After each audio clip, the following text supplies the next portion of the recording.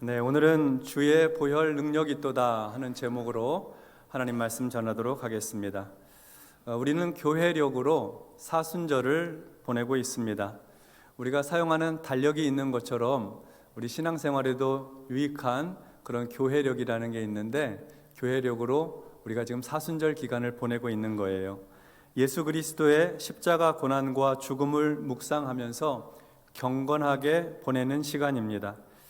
기독교가 특별히 이렇게 40일이라고 하는 아주 긴 시간을 절기로 삼은 이유는 예수님의 십자가 사건을 가장 중요하게 여기기 때문입니다.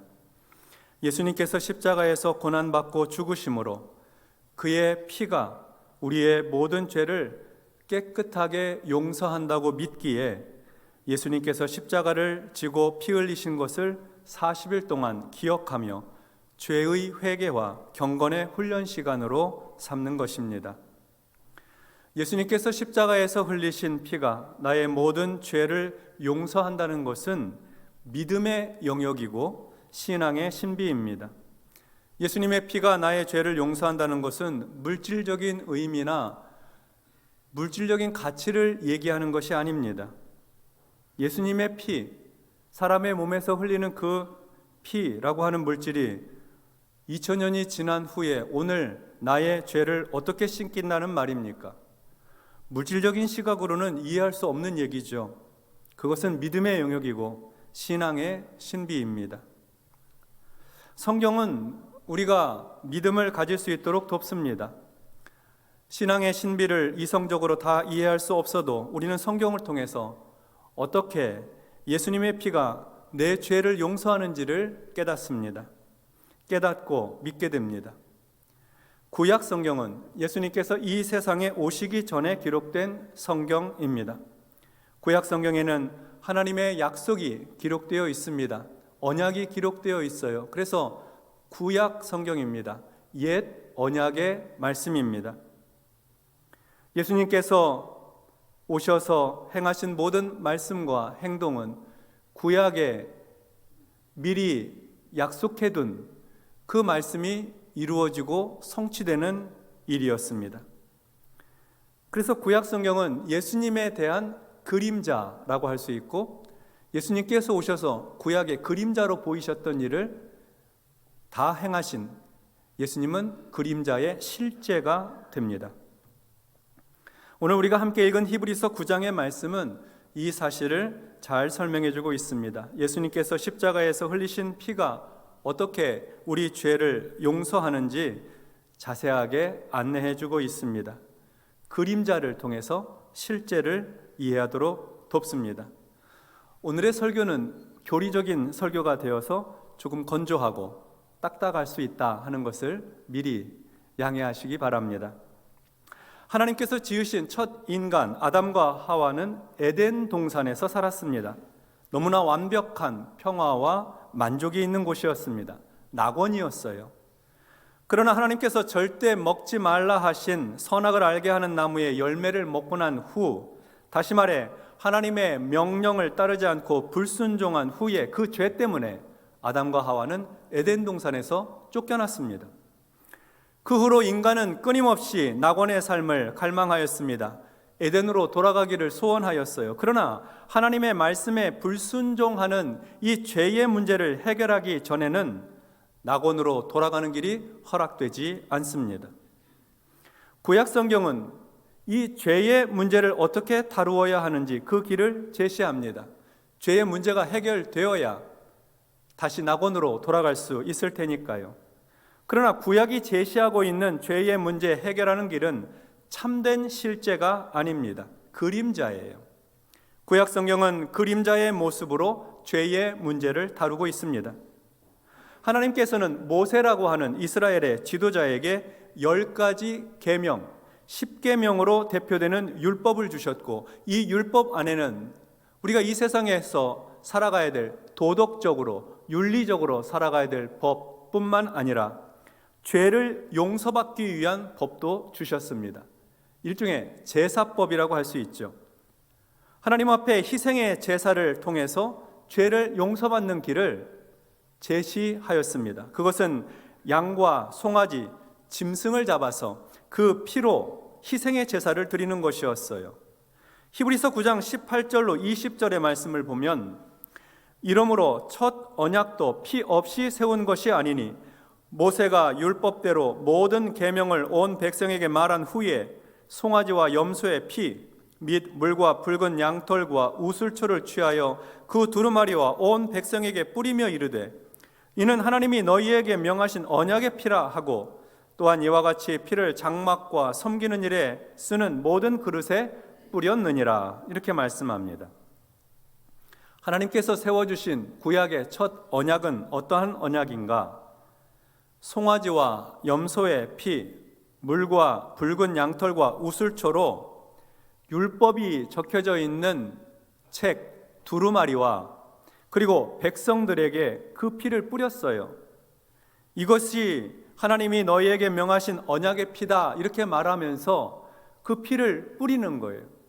그럼 그 피를 뿌리게 되면 그 피 뿌림을 받은 사람과 모든 물건들이 정결하게 된다, 거룩하게 된다, 깨끗하게 된다 하고 하나님께서 약속을 해 주신 거예요. 이 제의적인 예식을 통해서 거룩하게 된다고 해 주신 것이죠. 짐승을 죽이고 그 피로 죄를 용서받기 위한 제사는 거룩한 장막, 성막에서 이루어졌습니다. 그곳을 성소라고 부릅니다. 거룩한 곳이라는 의미입니다. 제사장들은 성소에서 매일 자주 짐승의 피로 제사를 드렸습니다. 그런데 1년에 한 번, 일곱째 달 여름날 7월 10일에는 대속죄일로서 대제사장이 1년에 한 번 백성들이 부지 중에 지은 죄와 자신의 죄를 사함받기 위해서 아주 특별한 제사를 드렸습니다. 짐승의 머리에 손을 얹고 대제사장과 백성들의 죄를 그 짐승에게 다 전가를 시킵니다. 그리고 그 짐승을 잡아요. 그릇에 그 짐승의 피를 받습니다. 짐승의 가죽을 벗기고 살은 각을 떠서 제단 위에 번제로 하나님께 바칩니다. 대제사장은 그 피가 담긴 그릇을 가지고 성소를 지나서 성소와 지성소 사이에 있는 그 휘장을 지나서 지성소 안으로 들어갑니다. 1년에 딱 한 차례 대제사장이 들어가요. 지성소 안에는 하나님의 법궤가 있습니다. 법궤에 덮개가 있는데 그 덮개는 천사들이 날개를 서로 마주대하고 있고 그리고 그 덮개의 이름을 시은좌라고 부릅니다. 하나님께서 죄를 용서해 주시는 은혜의 자리라고 하는 뜻입니다. 그곳에 피를 뿌렸어요. 짐승의 피를 뿌림으로 해서 온 백성의 죄를 용서받기를 소원하였던 것이죠. 하나님은 그렇게 하면 백성들의 죄를 사해 주셨습니다. 약속해 주셔서 그렇게 해 주셨습니다.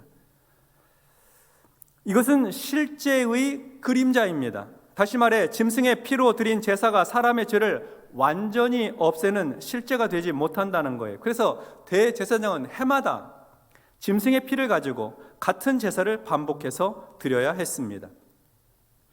대제사장이 지성소에 들어가 드린 피의 제사는 예수님께서 이 세상에 오셔서 하실 일의 그림자였습니다. 그러면 예수님께서 이 세상에 오셔서 하신 일, 인간의 죄를 용서하기 위해 행하신 실제는 무엇일까요? 다시 에덴으로 돌아갈 수 있도록, 낙원으로 갈 수 있도록 예수님께서 인간의 죄를 용서하기 위해 행하신 실제, 그것은 십자가 위에서 고난 받으시고 피 흘려 죽으신 것이었습니다. 십자가에서 고난받고 피 흘려 죽으신 것, 히브리서 기자는 이것을 다음과 같이 설명하고 있습니다. 히브리서 9장 11절로 14절의 말씀을 보면 그리스도께서는 장래 좋은 일에 대제사장으로 오사 손으로 짓지 아니한 것 곧 이 창조에 속하지 아니한 더 크고 온전한 장막으로 말미암아 염소와 송아지의 피로 하지 아니하고 오직 자기의 피로 영원한 속죄를 이루사 단번에 성소에 들어가셨느니라. 염소와 황소의 피와 및 암송아지의 죄를 부정한 자에게 뿌려 그 육체를 정결하게 하여 거룩하게 하거든 하물며 영원하신 성령으로 말미암아 흠없는 자기를 하나님께 드린 그리스도의 피가 어찌 너희 양심을 죽은 행실에서 깨끗하게 하고 살아계신 하나님을 섬기게 하지 못하겠느냐. 예수님은 대제사장으로 오셔서 우리를 위해 속죄의 제사를 드리셨는데 염소와 송아지의 피로 하지 아니하시고 자기 피로 영원한 속죄의 제사를 드리셨다는 겁니다. 구약의 시대에 염소와 황소의 피, 암송아지의 죄를 부정한 자에게 뿌리면, 다시 말해 죄인에게 뿌리면 그 육체가 정결하게 되어 거룩하게 해 주셨는데, 하물며 흠 없는 자기를 하나님께 드린 예수님의 피가 어찌 우리의 죄를 깨끗하게 하지 못하겠느냐 하는 것입니다. 짐승의 피로도 죄를 용서받았는데 죄 없으신 하나님의 아들 예수님의 피로 우리 죄를 깨끗하게 씻어주시지 않겠느냐 하는 것이죠. 이와 같이 예수님은 대제사장으로서 자기 피를 가지고 하나님 앞에 인류의 죄를 용서하기 위한 속죄의 제사를 드리셨습니다. 구약에서 대제사장이 지성소에 들어가 속죄의 제사를 드린 것은 예수님께서 이 세상에 오셔서 십자가에 피 흘려 죽으신 것이 어떤 의미인지를 알려주려는 것이었다 하는 것이죠. 예수님의 십자가의 죽음은 구약의 대제사장이 지성소에 들어가 짐승의 피로 제사를 드려 속죄받은 것처럼 예수님은 십자가 위에서 자신의 몸을 들여서 자신의 생명을 들여서 하나님 앞에 영원한 속죄의 제사를 드리셨다. 예수님의 십자가 죽음의 의미를 이렇게 명백하게 보여주는 것입니다. 그래서 바울은 갈라디아서 1장 4절에서 그리스도께서 하나님 곧 우리 아버지의 뜻을 따라 이 악한 세대에서 우리를 건지시려고, 우리를 살리시려고 우리 죄를 대속하기 위하여 자기의 몸을 주셨다고 하였습니다. 예수님께서 십자가에 피 흘려 죽으신 것은 우리 죄를 용서하기 위해 자기 몸을 주신 것입니다. 십자가 죽음의 목적이 우리의 죄를 용서하시고 구원하시기 위한 것이었다 하는 말씀입니다. 오늘 본문 22절의 말씀을 보도록 하겠습니다. 자, 우리 이 말씀 같이 합독하겠습니다. 율법을 따라 거의 모든 물건이 피로써 정결하게 되나니 피 흘림이 없은즉 사함이 없느니라. 아멘. 피를 흘리지 않으면 죄를 용서받을 수 없다는 말씀입니다. 구약 시대부터 오늘에 이르기까지 피 흘림이 없으면 사함도 없습니다. 피 흘림은 죽음을 의미하죠. 다시 말해서 예수님께서 피를 흘려 주셔서 죽으셔서 우리가 죄 사함을 받았다 하는 것입니다. 이것이 바로 예수님의 피가 어떻게 내 죄를 용서하시는지, 그 피가 어떻게 나를 구원하시는가 하는 것에 대한 대답입니다. 우리가 예수를 믿는다고 합니다. 예수를 믿는 것의 가장 큰 핵심은 예수님께서 십자가에 달려 죽으심으로, 피 흘려 주심으로 내 죄가 용서받고 구원받았다 하는 것을 믿는 것입니다. 이게 믿어지는 게 은혜예요. 이게 믿어지는 게 신앙의 신비입니다. 하나님 은혜지요. 사람에게 죄의 문제가 심각하게 대두되는 것은 낙원으로 돌아가는 조건이기 때문이기도 하지만 동시에 죄에 대해서는 반드시 심판이 있기 때문입니다. 히브리서 9장 27절에는 한 번 죽는 것은 사람에게 정해진 것이지만 그 후에는 반드시 심판이 있다고 말씀하였습니다. 그래서 우리는 삶과 죽음의 경계선에 서기 전에, 다시 말해 한 번 죽는 것, 육체의 죽음을 맞이하기 전에 오늘 우리는 이 죄의 문제를 반드시 해결해야 하는 것입니다.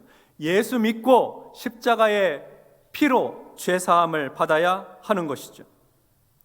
예수를 믿는다는 것은 예수님의 십자가 보혈의 피가 나를 죄와 사망에서 구원하셨다는 것을 믿는 것입니다. 하나님의 심판대 앞에서 무죄의 선고를 받을 길은 예수님의 십자가 보혈의 피 이외에는 다른 길이 없어요. 다른 방법이 없습니다. 피 흘림이 없이는 죄사함도 없는 것입니다. 그래서 사도 바울은 다음과 같이 선언하였습니다. 로마서 8장 1절과 2절에서 그러므로 이제 그리스도 예수 안에 있는 자에게는 결코 정죄함이 없나니, 예수 믿는 사람에게는 정죄함이 없다는 것입니다. 이는 그리스도 예수 안에 있는 생명의 성령의 법이 죄와 사망의 법에서 너를 해방하였음이라. 예수님의 십자가를 믿고 그의 보혈로 피로 정결케 된 성도에게는 죄와 사망의 법에서 해방이 된다는 거예요. 하나님의 심판대 앞에서 무죄 선고를 받는 것입니다. 이것이 영적인 축복이요 진리입니다. 이제 예수님의 십자가의 보혈로 죄 씻음 받고 구원받은 성도의 질문은 이것입니다. 그러면 이제 우리는 어떻게 살아가야 하는가 하는 것입니다. 영적인 신앙의 신비를 어떻게 물질 세계에서 구현하며 살 것인가 하는 질문이죠. 고린도전서 6장 19절로 20절에서 우리는 그 대답을 듣게 됩니다. 우리 말씀도 같이 읽겠습니다. 너희 몸은 너희가 하나님께로부터 받은 바 너희 가운데 계신 성령의 전인 줄을 알지 못하느냐? 너희는 너희 자신의 것이 아니라 값으로 산 것이 되었으니 그런즉 너희 몸으로 하나님께 영광을 돌리라. 아멘. 우리는 값으로 산 것이 되었습니다. 예수님의 피값으로 산 존재가 되었다 하는 것입니다. 그러므로 너희 몸으로 하나님께 영광을 돌리는 삶을 살아라, 이렇게 말씀하셨습니다. 예수님의 십자가의 보혈로 죄 씻음 받고 구원받은 성도는 우리 몸으로, 그 몸으로 하나님께 영광 돌리는 삶을 살아야 합니다. 그래서 예수 믿는 사람들은 절대로 거짓과 위선의 삶을 살 수가 없고 교만과 탐욕으로 살아서는 안 됩니다. 이기적으로 살 수가 없는 거예요. 왜냐하면 그렇게 살아서는 하나님께 영광 돌리는 삶을 살 수 없잖아요. 그러면 어떻게 하나님께 영광 돌리는 삶을 살 수가 있을까요? 성경은 크게 4가지로 하나님께 영광 돌리는 삶을 산다고 우리에게 말씀합니다. 첫째로, 선을 행하여 세상에 빛을 비추는 삶입니다. 하나님께 영광을 돌리는 삶은 선을 행하여서 세상에 빛을 비추는 삶이에요. 마태복음 5장 16절에 보면 이같이 너희 빛이 사람 앞에 비치게 하여 그들로 너희 착한 행실을 보고 하늘에 계신 너희 아버지께 영광을 돌리게 하라 말씀하셨습니다. 예수님의 십자가 보혈로 죄 사함을 받고 구원받은 사람은 선을 행하며 살아야 합니다. 우리의 몸으로 선행을 베풀 때 그것은 세상에 빛을 비추는 삶이 됩니다. 그리고 하나님께 영광이 되는 것이에요. 선행은 구원을 위한 조건은 아닙니다만 구원받은 사람의 증거가 됩니다. 하나님께 영광 돌리는 삶이 되는 것이죠. 하나님께 영광을 돌리기 위한 성도의 삶, 두 번째는 기도하여 응답받는 삶입니다. 기도하여서 응답받는 삶. 요한복음 14장 13절에 보면 너희가 내 이름으로 무엇을 구하든지 내가 행하리니 이는 아버지로 하여금 아들로 말미암아 영광을 받으시게 하려 함이라 말씀하셨습니다. 예수님의 십자가 보혈로 죄 사함을 받고 구원받은 사람은 기도하여서 응답받는 삶을 살아야 합니다. 우리가 예수님의 이름으로 무엇을 구하든지 예수님께서 응답해 주시겠다고 하셨습니다. 우리가 예수님의 이름으로 기도하면 응답해 주시겠다는 약속이에요. 기도하면 응답해 주시겠다 하는 것이죠. 예수님이 우리 기도에 응답해 주시는 것을 통해서 하나님께 영광이 되도록 하려는 것입니다. 기도의 응답은 1차적으로 우리의 유익을 위한 것이 아니라 하나님의 영광을 위한 것입니다. 하나님께 영광이 되면 그것이 우리 삶에도 축복이 되지요. 그러므로 우리는 기도해야 하고 기도에 응답을 받는 삶을 살아야 합니다. 환난 날에 나를 부르라 내가 너를 건지리니 네가 나를 영화롭게 하리라 하나님께서 말씀을 하셨습니다. 기도하고 응답받는 삶이 하나님께 영광이 되는 삶입니다. 셋째로, 하나님께 영광 돌리는 삶은 우리의 신앙 인격과 성품이 변화하는 것입니다. 우리의 인격과 성품이 변화해서 예수님을 닮는 거예요. 요한복음 15장 8절에 보면 너희가 열매를 많이 맺으면 내 아버지께서 영광을 받으실 것이요 너희는 내 제자가 되리라 말씀하셨습니다. 열매를 많이 맺는 것이 아버지께 영광이 된다는 거예요. 열매를 많이 맺는다는 것은 우리의 인격이 성숙하게 되고 우리의 성품이 변화되는 것입니다. 우리의 신앙 인격과 성품이 변화되는 것을 통해서 열매를 맺고 그 열매가 하나님 앞에 영광이 된다는 것이죠. 신앙생활을 하면서 우리는 이 열매를 맺어야 합니다.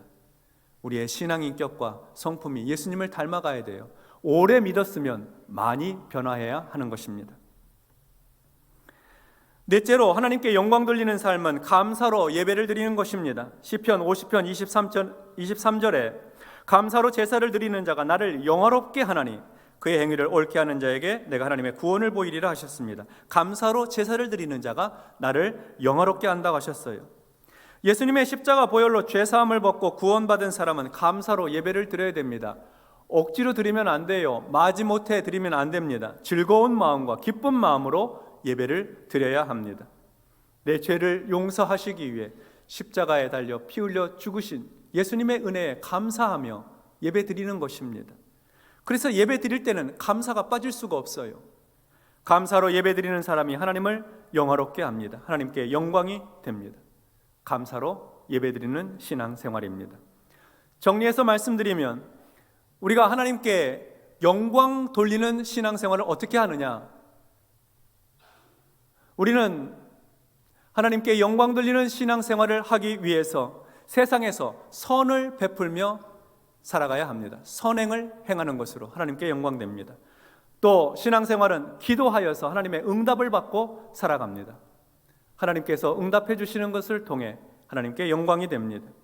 하나님께 영광 돌리는 삶은 우리의 신앙의 인격과 성품의 변화와 성숙을 통해 하나님께 영광이 됩니다. 그리고 감사로 제사를 드릴 때, 감사로 예배를 드릴 때 하나님께 영광이 됩니다. 우리 인간의 삶이 가장 가치 있는 삶을 살 수 있는 길은 하나님께 영광 돌리며 사는 거예요. 내 인생을 가치 있게 살고 싶고 의미 있게 살고 싶거든. 하나님께 어떻게 영광 돌리고 살 수 있을까? 그 길로 나아가면 되는 것입니다.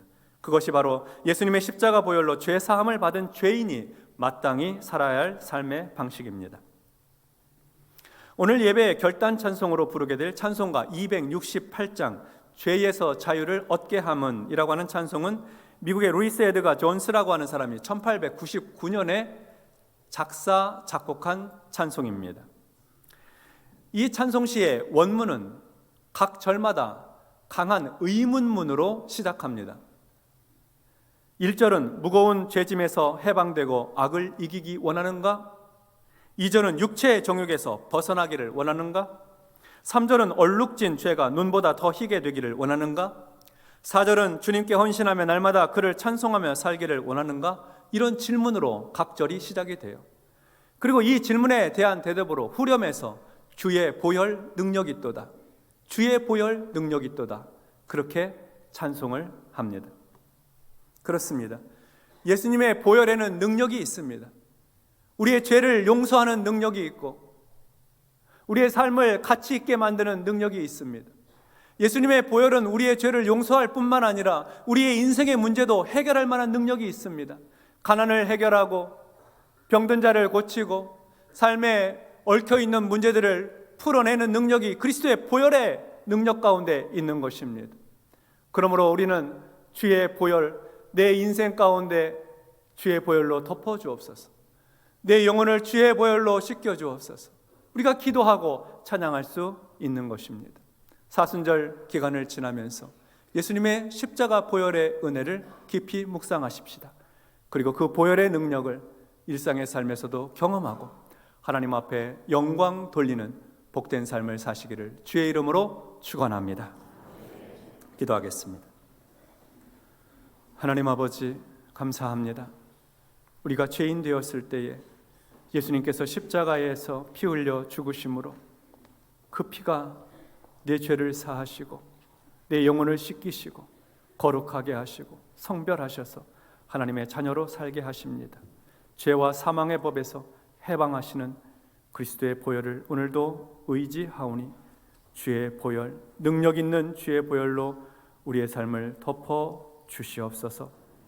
그리하여 하나님께 영광 돌리는 삶을 살아갈 수 있도록 세상에서 선한 행실을 하게 하시고 하나님 앞에 기도하여 응답받는 삶을 살게 하시며 우리의 인격과 성품은 날마다 변화하고 성숙하게 하옵소서.